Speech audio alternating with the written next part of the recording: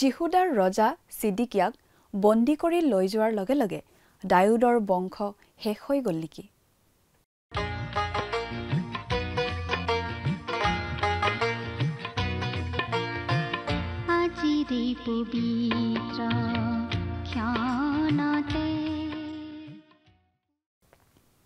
নমস্কাৰ, আমাৰ ভক্তিবচন অনুষ্ঠানলৈ আপোনাক স্বাগতম জনাইছোঁ। খ্ৰীষ্টীয় বিশ্বাসী লোকসকলৰ বাবে বিশেষভাৱে প্ৰস্তুত কৰা এই ভক্তিবচন অনুষ্ঠানটো হৈছে বাইবেল অধ্যয়নৰ ধাৰাবাহিক অসমীয়া অনুষ্ঠান। বাইবেলৰ গোটেই ৬৬খন পুস্তকৰে আমি ইয়াত অধ্যয়ন কৰিম। এই অনুষ্ঠানটো নিয়মিতভাৱে শুনি থাকিলে আমাৰ দৰ্শকসকলে গোটেইখন বাইবেল চোৱাৰ আৰু বুজি পোৱাৰ এটা সুযোগ পাব।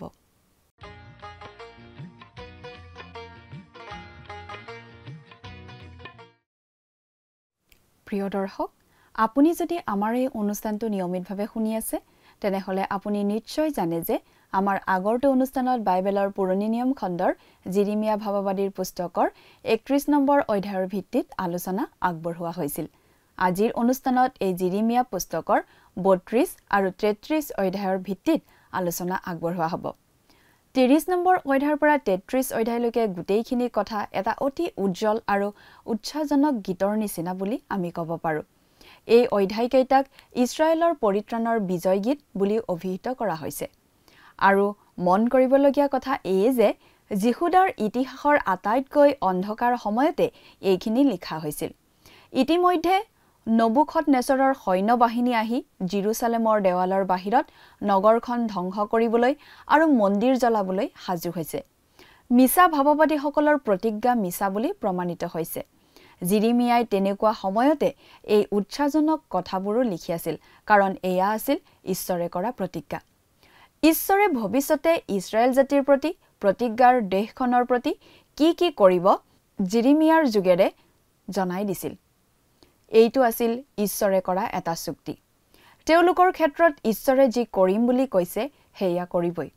ঈশ্বৰে তেওঁৰ নিজৰ সময়মতে নিজৰ আঁচনিমতে সেই সকলো ৰূপায়ণ কৰিব।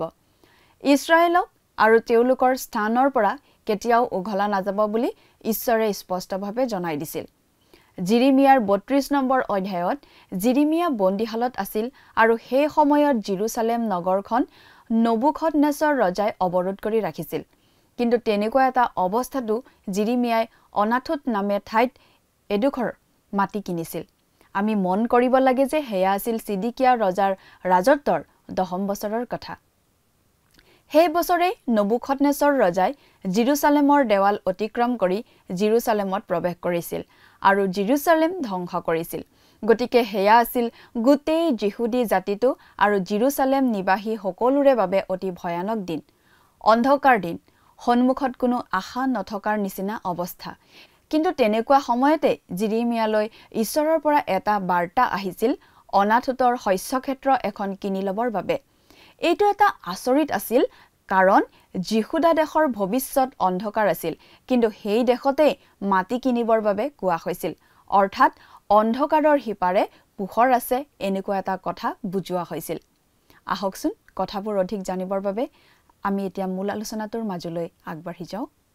আমাৰ পৰম পবিত্ৰ প্ৰভু যীশুখ্ৰীষ্টৰ নামত নমস্কাৰ। প্ৰিয় শ্ৰোতা, আশা কৰোঁ মহান পিতা পৰমেশ্বৰৰ মহান অনুগ্ৰহত আপুনি ভালে কুশলে আছে। প্ৰিয় শ্ৰোতা, আপুনি বাৰু আমাৰ আগৰ অনুষ্ঠানটো শুনিছিল নে? আমি বাৰু এতিয়া কি আলোচনা কৰি আছোঁ আপোনাৰ মনত আছেনে? আমি আজি কিছুদিন ধৰি বাইবেলৰ পুৰণি নিয়ম খণ্ডৰ জিৰিমিয়া ভাৱবাদীৰ পুস্তক নামৰ পুস্তকখন অধ্যয়ন কৰি আছোঁ, নহয়নে বাৰু? যোৱা অনুষ্ঠানত আমি এই জিৰিমিয়া ভাৱবাদীৰ পুস্তকখনৰ ৩১ নম্বৰ অধ্যায়ৰ আলোচনা আগবঢ়াইছিলোঁ। গতিকে আজিৰ অনুষ্ঠানত আমি এই জিৰিমিয়া ভাৱবাদীৰ পুস্তকখনৰ ৩২ নম্বৰ অধ্যায়ৰ ১ নম্বৰ পদৰ পৰাই আমাৰ আলোচনা আৰম্ভ কৰিব খুজিছোঁ। এতিয়া আমি ৩২ আৰু ৩৩ নম্বৰ অধ্যায়ত পাওঁ সেই বন্দী জীৱন কটোৱা জিৰিমিয়াই স্থাবৰ সম্পত্তি কিনা আৰু দাউদৰ বংশলৈ অংগীকাৰ কৰা ৰাজ্যৰ আগমনৰ বিষয়ে। আমি ইতিমধ্যে পাই আহিছোঁ যে জিৰিমিয়াই ঈশ্বৰৰ বাক্য ঘোষণা কৰাৰ কাৰণে, জিৰচালেম নগৰ ধ্বংস হ'ব বুলি ঘোষণা কৰাৰ কাৰণে তেওঁক বন্দীশালত থোৱা হৈছিল। আমি ৩২ নম্বৰ অধ্যায়ত পাওঁ যে জিৰিমিয়া যদিও বন্দীশালত আছে তথাপি তেওঁ অনাথোটত এডোখৰ মাটি কিনিছে আৰু আনহাতে নবুকদনেছৰ ৰজাই জেৰুচালেম নগৰখন অৱৰোধ কৰি ৰাখিছে। নবুকদনেছৰ ৰজাই জেৰুচালেমৰ দেৱাল ভাঙি নগৰখন ধ্বংস কৰাৰ সময়ত জিহুদাৰ শেষ ৰজা ছিদিকিয়াই ৰাজত্ব কৰিছিল আৰু জিহুদাৰ বৰ অন্ধকাৰ কালৰ সেই বছৰটো আছিল ছিদিকিয়াৰ ৰাজত্বৰ 10ম বছৰৰ বছৰ। এতিয়া আমি বাইবেলৰ পৰা পাঠ কৰিছোঁ 32 নম্বৰ অধ্যায়ৰ 1 আৰু 2 নম্বৰ পদ। জিহুদাৰ ছিদিকিয়াৰ ৰজাৰ ৰাজত্বৰ 10ম বছৰত অৰ্থাৎ নবুকদনেছৰৰ ৰাজত্বৰ অষ্টাদশ বছৰত জিহুৱাৰ পৰা যি বাক্য জিৰিমিয়াৰ ওচৰলৈ আহিছিল তাৰ বিষয়।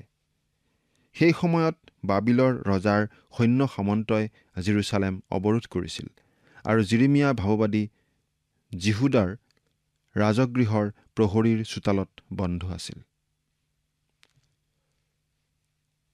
সেই সময়তে বন্দীশালত বন্দী হৈ থকা জিৰিমিয়াক ঈশ্বৰে কৈছিল যে তেওঁ তেওঁৰ সম্বন্ধীয় হনমিলৰ পৰা মাটি এডোখৰ কিনাৰ সুযোগ লাভ কৰিব। এই সময়খিনি আছিল মাটি কিনা বেচা কৰাৰ সময়। সেয়ে এই সময়তে জিৰিমিয়াই এডোখৰ স্থাৱৰ সম্পত্তি মাটি কিনিছিল। কিন্তু জিৰিমিয়াই এই মাটিডোখৰ কিনিছিল কিয়? ঈশ্বৰে যে তেওঁৰ বন্দী লোকসকলক পুনৰ স্বদেশলৈ ঘূৰাই লৈ আহিব তাৰেই চিন বা প্ৰমাণ দেখুৱাবলৈকে তেওঁ হনমিলৰ পৰা মাটিডোখৰ কিনিছিল। এতিয়া আমি পাঠ কৰি দিব খুজিছোঁ 32 নম্বৰ অধ্যায়ৰ 7, 8 আৰু 9 নম্বৰ পদ। চোৱা, তোমাৰ দদায়েৰা চল্লুমৰ পুত্ৰ হনমিলে তোমাৰ ওচৰলৈ আহি এই কথা ক'ব, অনাথোটত থকা মোৰ শস্যক্ষেত্ৰখন তুমি নিজৰ নিমিত্তে কিনি লোৱা, কিয়নো তাক কিনি মোকোলাবলৈ তোমাৰ স্বত্ব আছে। পাছে জিহুৱাৰ বাক্য অনুসাৰে মোৰ দদাইৰ পুতেক হনমেলে প্ৰহৰীৰ চোতাললৈ মোৰ ওচৰলৈ আহি ক'লে, মই বিনয় কৰোঁ, বিন্যামিন প্ৰদেশৰ অনাথোটত থকা মোৰ শস্যক্ষেত্ৰখন তুমি কিনি লোৱা, কিয়নো উত্তৰাধিকাৰ আৰু মোকোলাবৰ স্বত্ব তোমাৰ। তুমি নিজৰ নিমিত্তে তাক কিনি লোৱা। তেতিয়া এইয়ে যে জিহুৱাৰ বাক্য তাক মই জানিলোঁ। এই হেতুকে মই মোৰ দদাইৰ পুতেক হনমিলৰ পৰা অনাথোটত থকা শস্যক্ষেত্ৰখন কিনি লৈ তাৰ ধন 17 চেকল ৰূপ জুখি তেওঁক দিলোঁ। কিন্তু তেওঁৰ এই কঠিন পৰিচৰ্যাৰ কালত জিৰিমিয়াই এটা কথা বুজি পাবলৈ বৰ টান পাইছিল আৰু তেওঁ ঈশ্বৰৰ গুৰিত এটা প্ৰশ্নৰ অৱতাৰণা কৰিছে। আমি 16 নম্বৰ পদৰ পৰা 25 নম্বৰ পদলৈকে পাঠ কৰিলে এই বিষয়ে পাওঁ। পাঠ কৰিছোঁ। নেৰিয়াৰ পুত্ৰ বাৰুকক সেই খৰিদা দলিলখন দিয়াৰ পাছত মই জিহুৱাৰ আগত এই প্ৰাৰ্থনা কৰিলোঁ, হে প্ৰভু জিহুৱা, চোৱা, তুমিয়েই তোমাৰ মহাশক্তিৰে আৰু মেলা বাহুৰে আকাশমণ্ডল আৰু পৃথিৱী নিৰ্মাণ কৰিলা, তোমাৰ অসাধ্য একোৱেই নাই। তুমি হাজাৰ হাজাৰ লোকলৈ দয়া প্ৰকাশ কৰোতা আৰু পূৰ্বপুৰুষবিলাকৰ অপৰাধৰ প্ৰতিফল তেওঁবিলাকৰ পাছত হোৱা তেওঁবিলাকৰ সন্তান সন্ততিৰ বুকুত দিওঁতা মহান পৰাক্ৰমী ঈশ্বৰ। বাহিনীবিলাকৰ জিহুৱা তেওঁৰ নাম। তুমি মন্ত্ৰণাত মহান আৰু কাৰ্যত শ্ৰেষ্ঠ। প্ৰতিজনৰ আচাৰ ব্যৱহাৰ আৰু কাৰ্যৰ ফল অনুসাৰে প্ৰতিফল দিবলৈ মনুষ্য সন্তানবিলাকৰ আটাই আচাৰ ব্যৱহাৰৰ ওপৰত তোমাৰ চকু মেলা আছে। তুমি মিছৰ দেশত নানা চিন আৰু অদ্ভুত লক্ষণ দেখুৱাইছিলা, আজিলৈকে ইছৰাইল আৰু আন আন জাতিবিলাকৰ মাজত কৰি আহিছা। তুমি নিজৰ নিমিত্তে আজিৰ নিচিনাকৈ নাম প্ৰখ্যাত কৰিলা। তুমি নানা চিন আৰু অদ্ভুত লক্ষণ, বলি হাত, মেলা বাহু আৰু মহাভয়ানকতাৰে তোমাৰ প্ৰজা ইছৰাইল লোকবিলাকক মিছৰ দেশৰ পৰা উলিয়াই আনিছিলা আৰু গাখীৰ মৌজোল বৈ যোৱা যি দেশ তেওঁবিলাকক দিম বুলি তুমি তেওঁবিলাকৰ পূৰ্বপুৰুষবিলাকৰ আগত শপত কৰিছিলা, সেই দেশ তুমি তেওঁবিলাকক দিলা আৰু তেওঁবিলাকে সোমাই তাক অধিকাৰ কৰিলে। কিন্তু তেওঁবিলাকে তোমাৰ বাক্য পালন নকৰিলে বা তোমাৰ ব্যৱস্থাত নচলিলে আৰু তুমি তেওঁবিলাকক যি যি কাৰ্য কৰিবলৈ আজ্ঞা দিলা সেইবোৰৰ একোকে তেওঁবিলাকে নকৰিলে। এই নিমিত্তে তুমি তেওঁবিলাকলৈ এই সকলো আপদ ঘটালা। চোৱা, নগৰখন ল'বৰ উদ্দেশ্যেৰে সৌৱা হাদামবোৰ ওচৰ পালেহি। তৰোৱাল, আকাল আৰু মহামাৰীৰ কাৰণে এই নগৰখন তাৰ অহিতে যুদ্ধ কৰা কলদিয়াহঁতৰ হাতত সমৰ্পণ কৰা হৈছে। আৰু তুমি কোৱা কথা ঘটিল, আৰু চোৱা, তুমি তাক দেখিছা। আৰু হে প্ৰভু যীহুৱা, ধন দি শস্যক্ষেত্ৰ কিনা আৰু সাক্ষী মাতা, এই বুলি তুমি মোক ক'লা, অথচ এই নগৰখন কলদিয়াবিলাকৰ হাতত সোধাই দিয়া হৈছে। জিৰিমিয়াই এই প্ৰশ্নটো উত্থাপন কৰিছে, কাৰণ তেওঁ দেখিছে যে এহাতে ঈশ্বৰে যিহুদাৰ লোকসকলক কলদিয়াবিলাকৰ হাতত বন্দী হ'বলৈ সোধাই দিছে, কিন্তু আনহাতে জিৰিমিয়াক ঈশ্বৰে মাটি এডোখৰ কিনিবলৈ পৰামৰ্শ দিছে। আমি স্বীকাৰ কৰোঁ যে জিৰিমিয়াৰ ঠাইত আমি হোৱা হ'লেও এই ক্ষেত্ৰত একেই প্ৰশ্ন সুধিলোহেঁতেন, কাৰণ আমি একো বুজি নাপালোহেঁতেন। কথাবোৰ বুজি নাপাই জিৰিমিয়াই খোলাখুলিভাৱে ঈশ্বৰক প্ৰশ্ন কৰিছে, কিয় এনেকুৱা কৰিবলৈ কৈছে বুলি। প্ৰিয় শ্ৰোতা, বুজি নোপোৱা কথা আৰু বিষয়ৰ ক্ষেত্ৰত কিয় বুলি ঈশ্বৰক প্ৰশ্ন কৰাত অপৰাধ একো নাই। জিৰিমিয়াই নজনা কথা জানিবলৈ বিচৰাত আমি পাওঁ জিৰিমিয়াই কৰা প্ৰাৰ্থনাৰ উত্তৰ ২৬ পদৰ পৰা ৪৪ পদত ঈশ্বৰে দিছে।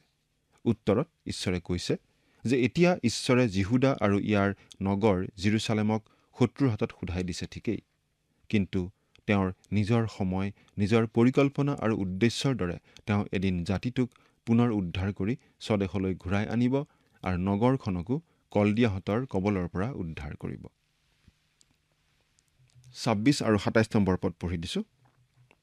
তেতিয়া জিৰিমিয়াৰ ওচৰলৈ জিহুৱাৰ বাক্য আহিল, বোলে, চোৱা, ময়েই জিহুৱা, সকলো মৰ্তৰে ঈশ্বৰ, মোৰ অসাধ্য জানো কিবা আছে? ঈশ্বৰে জনাই দিছে যে তেওঁৰ বাবে কোনো কথাই অসম্ভৱ নহয়। ঈশ্বৰ সৰ্বশক্তিমান, তেওঁ সাৰ্বভৌম, তেওঁ কৰোঁ বুলি ভাবিলে কৰিব পাৰে, তেওঁক কোনেও বাধা দি ৰাখিব নোৱাৰে। যিকোনো পৰিস্থিতি তেওঁ নিয়ন্ত্ৰণ কৰিব পাৰে, যিকোনো পৰিৱেশ পৰিস্থিতি তেওঁ সলনি কৰিব পাৰে, কাৰণ তেওঁ সৰ্বশক্তিমান ঈশ্বৰ। গোটেই বিশ্ব ব্ৰহ্মাণ্ডখন তেওঁৰ নিয়ন্ত্ৰণত আছে। এতিয়া আমি ৩৬ নম্বৰ পদৰ পৰা ৪০ নম্বৰ পদলৈকে পাঠ কৰি দিব খুজিছোঁ।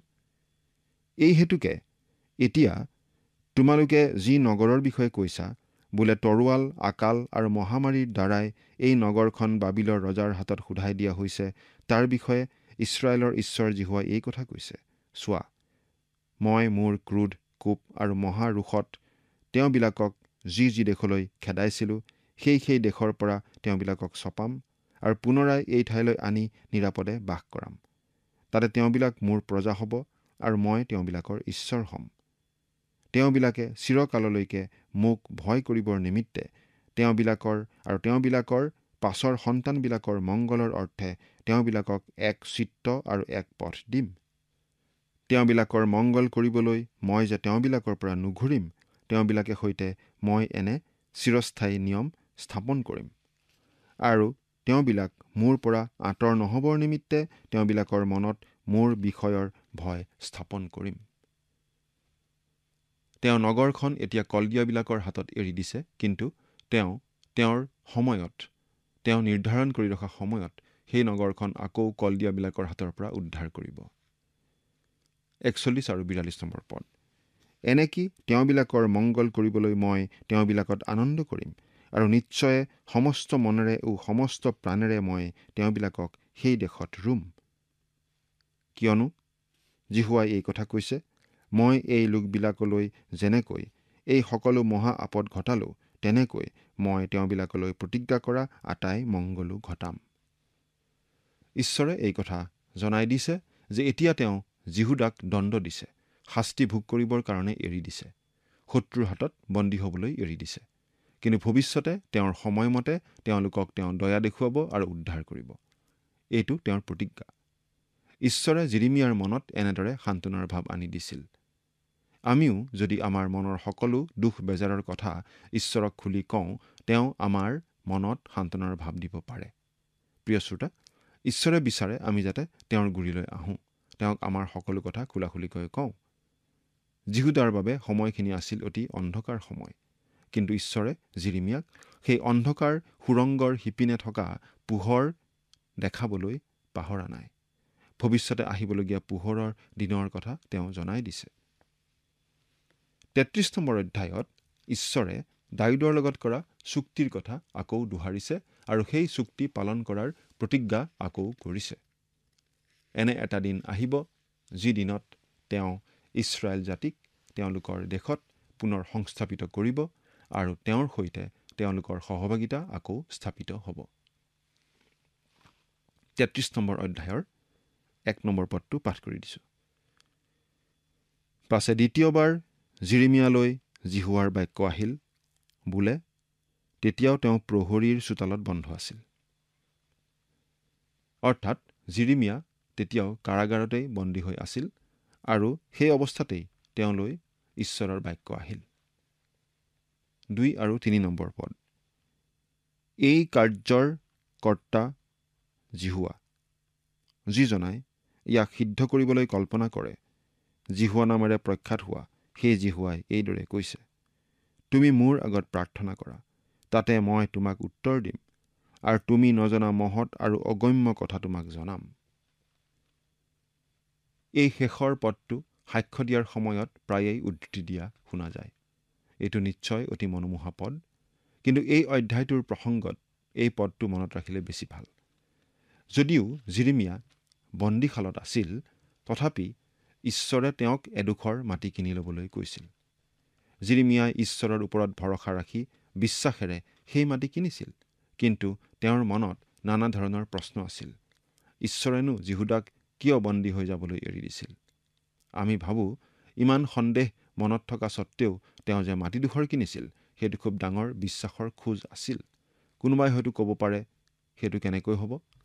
প্ৰিয় শ্ৰোতা, আপুনি যদি ঈশ্বৰৰ সৈতে বাট বুলি থাকে আৰু তেওঁৰ সৈতে সহভাগিতা উপভোগ কৰি থাকে, তেন্তে তেওঁ ইমান অপূৰ্ব আৰু ইমান সুন্দৰ কাম কৰি থাকে যে কেতিয়াবা তেওঁ যি কৰে আপুনি বুজিয়েই নাপাব। তেতিয়া আমি নিশ্চয় সুধিম, এই কামনো আপুনি কিয় কৰিছে? তাৰমানে ঈশ্বৰৰ কামটোহে আমি বুজি পোৱা নাই, তেওঁৰ উদ্দেশ্যটোহে আমি বুজি পোৱা নাই। তেওঁৰ ওপৰত আমাৰ বিশ্বাস নোহোৱা হৈ যোৱাক নুবুজায়। আমাৰ জীৱনত এনেকুৱা অভিজ্ঞতা কেতিয়াবা নহয়নে বাৰু? এনেকুৱা প্ৰশ্ন আমাৰ জীৱনত নিশ্চয় থাকে। বহু সময়ত আমি বহুতো কথা বুজি নাপাওঁ, কিন্তু আমি অন্ধকাৰৰ মাজত ঈশ্বৰৰ হাতত ধৰি বিশ্বাসেৰে খোজ কাঢ়িবলৈ শিকিব লাগে। আমি কিবা নুবুজিলে নিশ্চয় ঈশ্বৰক ক'ব পাৰোঁ, সুধিব পাৰোঁ আৰু উপযুক্ত সময়ত তেওঁ নিশ্চয় আমাক বুজাই দিব। কিন্তু আমি বিশ্বাসেৰে বাট বুলি থাকিব লাগে। আমি হবকুক পুস্তকখন পঢ়িলে দেখা পাওঁ যে হবকুকৰো বহুতো প্ৰশ্ন আছিল। জোনা ভাৱবাদীৰো প্ৰশ্ন বহুতো আছিল। এনেকুৱা প্ৰশ্নবোৰে ঈশ্বৰৰ প্ৰতি বিশ্বাস নথকা বুলি নুবুজায়, বৰং আমাৰ মনত নানা প্ৰশ্ন থকা স্বত্তেও সেই কথা লুকুৱাই ৰখাটোহে দুতলীয়া মনোভাৱৰ চিন। ঈশ্বৰে আমাক সম্পূৰ্ণ সৎ হোৱাটো বিচাৰে। মনত কিবা প্ৰশ্ন থাকিলে সেইটো তেওঁক জনোৱাটো ঈশ্বৰে বিচাৰে আৰু তেওঁ এই প্ৰতিজ্ঞা কৰিছে, মোক মাতা, মোক সোধা, মই তোমাক উত্তৰ দিম। মই তোমাক মহৎ মহৎ কাৰ্যবোৰ দেখুৱাম, যিবোৰ তুমি আগতে কেতিয়াও দেখা নাই, তেনেকুৱা আচৰিত কথাবোৰ দেখুৱাম। এতিয়া ঈশ্বৰে দাউদৰ লগত কৰা চুক্তিটো আকৌ সোঁৱৰণ কৰি সেই চুক্তি আকৌ এবাৰ দোহৰাৰ কথা আমি পাওঁ। এই চুক্তি আমি পাওঁ 2 চমুৱেল 7 নম্বৰ অধ্যায়ত। ঈশ্বৰে দাউদৰ লগত এই বুলি চুক্তি কৰিছিল যে এদিন তেওঁৰ সিংহাসনত এজন বহিব আৰু অনন্তকাললৈ ৰাজত্ব কৰিব। এই চুক্তিটো সকলো ভাৱবাদীৰ মূল গীত যেন হৈ পৰিল। বাৰে বাৰে সেই গীতেই বাজি থকা আমি শুনি আছোঁ। তেওঁলোকে বাৰে বাৰে এই চুক্তিটোলৈ উভতি যায় আৰু সেই কথা মনত পেলায়। জিৰিমিয়াইনো কি কৈছে চাওকচোন, 14 আৰু 15 নম্বৰ পদ। জিহুৱাই কৈছে, চোৱা, ইছৰাইল বংশ আৰু জিহুদা বংশৰ বিষয়ে মই কোৱা মংগল বাক্য যিদিনা সিদ্ধ কৰিম, এনে দিন আহিছে। সেইদিনা আৰু সেই কালত মই দাউদৰ বংশত এক ধাৰ্মিক গজালি গজাম, তেওঁ দেশত বিচাৰ আৰু ন্যায় সিদ্ধ কৰিব। সেই কালত মানে আহিবলগীয়া সেই প্ৰভুৰ দিনত দাউদৰ বংশত এক ধাৰ্মিক গজালি গজাম। এতিয়ালৈকে আমি আন কোনো ধাৰ্মিক গজালি দেখা নাই, মাত্ৰ এজনাৰ বাহিৰে। সেইজননো কোন? বৈতলেহেমত জন্মগ্ৰহণ কৰা প্ৰভু যীশুখ্ৰীষ্টই হৈছে সেই ধাৰ্মিক গজালি। তেওঁ দেশত বিচাৰ আৰু ন্যায় সিদ্ধ কৰিব। আমি এতিয়ালৈকে তেনেকুৱা শাসনকৰ্তা পোৱা নাই। প্ৰভু যীশুৱেই হ'ব সেই শাসনকৰ্তা। 16 নম্বৰ পদ। সেইদিনা জিহুদাই পৰিত্ৰাণ পাব, জেৰুজালেমে নিৰাপদে বাস কৰিব, আৰু জিহুৱাই আমাৰ ধাৰ্মিকতা এই নামেৰে সেই নগৰ প্ৰখ্যাত হ'ব। জিহুৱাই আমাৰ ধাৰ্মিকতা। এৰা, আমাৰ আচলতে নিজৰ ধাৰ্মিকতা একো নাই। আমাৰ ধাৰ্মিকতা ঈশ্বৰৰ আগত চোৱা হোৱা লেতেৰা ফটা কাপোৰৰ নিচিনা। প্ৰভু যীশুখ্ৰীষ্টত বিশ্বাস কৰিহে আমি ধাৰ্মিক বুলি পৰিগণিত হ'ব পাৰোঁ, কাৰণ তেতিয়া তেওঁৰ ধাৰ্মিকতাই আমাৰো ধাৰ্মিকতা বুলি গণিত হয়। তেওঁৱেই আমাৰ ধাৰ্মিকতা। 17 নম্বৰ পদ। কিয়নো জিহুৱাই এই কথা কৈছে, ইছৰাইল বংশৰ সিংহাসনৰ ওপৰত বহিবলৈ দায়ুদ বংশীয় পুৰুষৰ অভাৱ নহ'ব। সেই ব্যক্তিজন বাৰু এতিয়া ক'ত আছে? আজি এই পৃথিৱীত এনে এজনা ব্যক্তি নাই যিজনে দায়ুদৰ সিংহাসনত বহিবলৈ দাবী কৰিব পাৰে, নাইবা দায়ুদৰ সিংহাসনত বহাৰ উপযুক্ত বুলি ক'ব পাৰে। যিজনাই সেই দাবী কৰিব পাৰে তেওঁ এতিয়া স্বৰ্গত পিতৃ ঈশ্বৰৰ সোঁহাতে বহি আছে। গীত ৰচকে এনেদৰে কৈছে, জিহুৱাই মোৰ প্ৰভুক ক'লে, মই তোমাৰ শত্ৰুবোৰক তোমাৰ ভৰি পীড়া নকৰোঁ, মানে তুমি মোৰ সোঁহাতে বহি থাকা। গীতমালা 110 নম্বৰ গীতৰ 1 নম্বৰ পদ। প্ৰভু যীশুখ্ৰীষ্ট এদিন ৰজাৰো ৰজা প্ৰভুৰো প্ৰভু হিচাপে আত্মপ্ৰকাশ কৰিবলৈ আহিব। ঈশ্বৰে আজি প্ৰভু যীশুৰ নামৰ লোক নিজলৈ আহ্বান কৰি আছে। তেওঁ সকলো সাজু কৰিব ধৰিছে, যাতে তেওঁৰ প্ৰিয় পুত্ৰ যীশুখ্ৰীষ্টক এই বিশ্বজগতৰ সিংহাসনত তেওঁ বহুৱাব পাৰে। 18 নম্বৰ পদ। আৰু মোৰ আগত হোম বলি উৎসৰ্গ কৰিবলৈ, নৈবেদ্য দগ্ধ কৰিবলৈ আৰু নিত্যে নিত্যে মংগলাৰ্থক বলিদান কৰিবলৈ লেবীয়া পুৰোহিতবিলাকৰ মাজৰ কোনো পুৰুষৰ অভাৱ নহ'ব। তেতিয়া প্ৰকৃতপক্ষে ঈশ্বৰৰ উপাসনা হ'ব। এতিয়া আমি একেবাৰে 19 নম্বৰ পদৰ পৰা 22 নম্বৰ পদলৈকে পাঠ কৰি দিম। পাছে জিৰিমিয়াৰ ওচৰলৈ জিহুৱাৰ বাক্য আহিল, বোলে জিহুৱাই এইদৰেই কৈছে, দিন আৰু ৰাতিৰ মোৰ নিয়ম যদি তোমালোক এনেকৈ ভাঙিব পাৰা যে নিজ নিজ কালত দিন কি ৰাতি নহ'ব, তেন্তে মোৰ দাস দায়ুদে সৈতে কৰা মোৰ নিয়মটিও এনেকৈ ভাঙিব পৰা যাব, যে তেওঁৰ সিংহাসনত বহি ৰাজশাসন কৰিবলৈ তেওঁৰ এটি সন্তানো নহ'ব। আৰু মোৰ পৰিচাৰক লেবীয়া পুৰোহিতবিলাকে সৈতে কৰা মোৰ নিয়মটো ভাঙিব পৰা যাব। আকাশমণ্ডলৰ বাহিনীবিলাক যেনেকৈ গণিব নোৱাৰি আৰু সমুদ্ৰৰ বালি যেনেকৈ জুখিব নোৱাৰি, তেনেকৈ মই মোৰ দাস দায়ুদৰ বংশৰ আৰু মোৰ পৰিচৰ্যা কৰোতা লেবীয়াবিলাকক বৃদ্ধি কৰিম। এই ভাৱবাণী দিয়াৰ সময়ত ছিদিকিয়া জিহুদাৰ সিংহাসনতেই আছিল। তেওঁ অতি বেয়া ৰজা আছিল। মানুহ যিমান বেয়া হ'ব পাৰে তেওঁ সিমান বেয়া আছিল। কিন্তু বাবিলনৰ ৰজা নবুখদনেছৰে তেওঁৰ চকু দুটা উলিয়াই দি বাবিল দেশলৈ বন্দী কৰি লৈ যাব। আমাৰ মনত লাগিব পাৰে যে এনেদৰেই দায়ুদৰ ৰাজবংশৰ অন্ত পৰিব। এনেকুৱা ঘটনাৰ দ্বাৰা পৃথিৱীৰ আন যিকোনো ৰাজ্যৰ ৰাজবংশৰ নিশ্চয় অন্ত পেলাব পৰা গ'লহেঁতেন। সেই বিষয়ে আমাৰ মনত সন্দেহ নাই। চিন্তা কৰি চাওকচোন, ছিদিকিয়াৰ চকুৰ আগতেই তেওঁৰ সন্তানবোৰক বধ কৰা হৈছিল আৰু তেওঁৰ চকু অন্ধ কৰি বন্দী কৰি লৈ গৈছিল নবুখদনেজৰ ৰজাই বাবিল দেশলৈ। সেই নবুখদনেজৰ ৰজাৰ ৰাজবংশৰনো আজি কি হ'ল? নবুখদনেজৰ ৰজাৰ ৰাজ সিংহাসনৰ উত্তৰাধিকাৰী কোন? তেওঁৰ সিংহাসন দাবী কৰিবলৈ কোনোবা আছেনে? আজি মিছৰ দেশত কোনোবা ফৰোন আছেনে? কিন্তু দায়ুদৰ সিংহাসন দাবী কৰিব পৰা এজনা আছে। এদিন সেই সিংহাসনত তেওঁ অধিষ্ঠিত হ'ব, গোটেই বিশ্ব ব্ৰহ্মাণ্ড তেওঁ শাসন কৰিব। আৰু এইটো অতি গুৰুত্বপূৰ্ণ ভাৱবাণী, আৰু এই ভাৱবাণী আমি অৱহেলা কৰিব নোৱাৰোঁ। ইয়াৰ আন অৰ্থও আমি উলিয়াব নোৱাৰোঁ। ঠিক এনেদৰেই ঘটিব, আৰু সেইদিন আহি আছে। প্ৰভু যীশুৱেই সেই উত্তৰাধিকাৰী। আপুনি বাৰু তেওঁক আপোনাৰ জীৱনৰ ৰজা হিচাপে গ্ৰহণ কৰিছেনে? ঈশ্বৰে আপোনাক আশীৰ্বাদ কৰক। আমেন।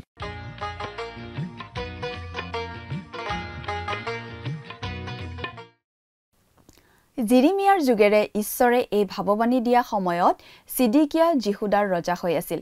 তেওঁ অতি দুৰ্নীতিগ্ৰস্ত ৰজা আছিল।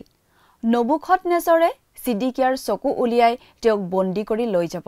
গতিকে আমাৰ এনেকুৱা লাগিব পাৰে যে তেনেদৰে দায়ুদৰ বংশৰ সামৰণি পৰিব। আন কোনোবা জাতিৰ ক্ষেত্ৰত হোৱা হ'লে হয়তো তেনেদৰে সেই দেশ, সেই জাতি, সেই ৰাজবংশ শেষ হৈ গ'লহেঁতেন। কিন্তু আজি বেবিলনৰ ৰজাৰ সিংহাসন দাবী কৰিবলৈ কোনো মানুহ অৱশিষ্ট নাই। মহামতী আলেকজেণ্ডাৰৰ ঠাইত বহিবলৈও কোনো নাই। আজি মিছৰ দেশত কোনো ফৌৰণ নাই, কিন্তু দায়ুদৰ বংশত এজন আছে যিয়ে নিজৰ সিংহাসন দাবী কৰিব পাৰে। ঈশ্বৰে কৈছে যে তেওঁ কোনোবা এদিন তেওঁক এই বিশ্ব ব্ৰহ্মাণ্ডৰ সিংহাসনত বহাবলৈ মনস্থ কৰিছে। এইটো এটা ডাঙৰ ভৱিষ্যৎবাণী আৰু যিটোক আওকাণ কৰাটো কঠিন। আমি আক্ষৰিক অৰ্থতেই এই কথা বিশ্বাস কৰোঁ।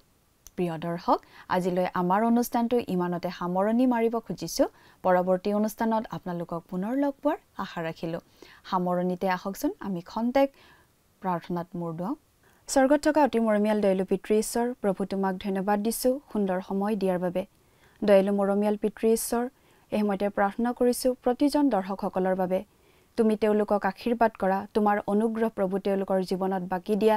আৰু প্ৰভু তেওঁলোকে যদি কোনো দুখ বা কষ্টত আছে, সেই সকলোবোৰ প্ৰভু তেওঁলোকৰ জীৱনৰ পৰা প্ৰভু তুমি দূৰ কৰিবা। আৰু তেওঁলোকে যাতে সম্পূৰ্ণৰূপে তোমাতে আস্থা আৰু বিশ্বাস ৰাখি প্ৰভু নিজৰ জীৱন যাতে তোমাৰ হাতত গতাই দি প্ৰভু তেওঁলোকে যাতে সুন্দৰভাৱে আগবাঢ়ি যাব পাৰে। প্ৰভু তুমি তেনে আশীৰ্বাদ কৰিবা আৰু তেওঁলোকৰ সকলো প্ৰয়োজনবোৰ প্ৰভু তুমি পূৰণ কৰিবা। এই সকলো যাচনা মহান ত্ৰাণকৰ্তা প্ৰভু যীশুখ্ৰীষ্টৰ নামত অৰ্পণ কৰিছোঁ। আমেন।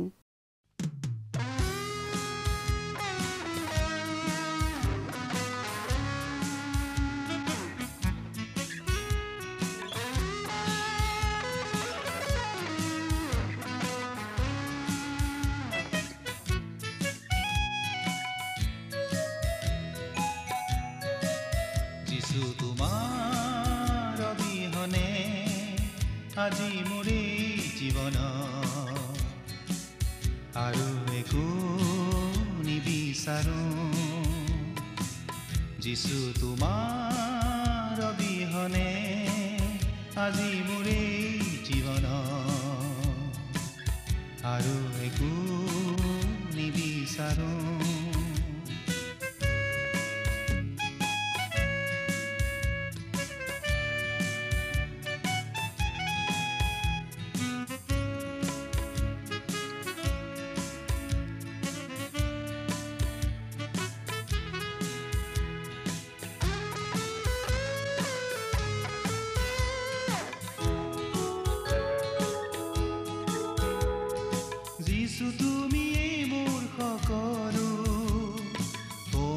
জীৱন লভিলো হতাশা নিৰাশাৰ মাজতো জীৱনৰ আশা দেখিলো। সেয়েহে কেনেকৈ এৰো যিছু তোমাৰ প্ৰেমতে থাকো। সেয়েহে কেনেকৈ এৰো। প্ৰিয় শ্ৰোতা দৰ্শক, আশা কৰোঁ ভক্তিবচন অনুষ্ঠানটি উপভোগ কৰি আপোনাৰ নিশ্চয় ভাল লাগিছে। এই বিষয়ে আপোনাৰ মতামত জানিব পাৰিলে আমি নথৈ আনন্দিত হ'ম। আপোনাৰ যদি আমাৰ এই অনুষ্ঠানটি উপভোগ কৰি ভাল লাগিছে, তেন্তে অনুগ্ৰহ কৰি আমালৈ এটি মিছ কল দিয়কচোন। আপোনাৰ এটা মিছ কল আমাৰ বাবে অতি মূল্যৱান। প্ৰতিটো মিছ কল দিয়া সকলৰ মাজৰ পৰা এজন বিশেষ দৰ্শকক বাছি লৈ সপ্তাহৰ শেষত পুৰস্কৃতও কৰা হ'ব। মিছ কল দিয়া নম্বৰটো হৈছে 0444908125। আপোনাৰ যদি কিবা প্ৰাৰ্থনাৰ বিষয় থাকে বা অধিক জানিবলৈ ইচ্ছা কৰে, তেন্তে টেলিফোনৰ মাধ্যমেৰেও আমাক যোগাযোগ কৰিব পাৰে। আমাৰ টেলিফোন নম্বৰটো হৈছে 7429840242। আপুনি আমালৈ ইমেইল অথবা পত্ৰযোগেও যোগাযোগ কৰিব পাৰে। তাৰ বাবে আমাৰ ইমেইল ID আৰু পোষ্টেল এড্ৰেছটো টিভি পৰ্দাত চাই লওকচোন।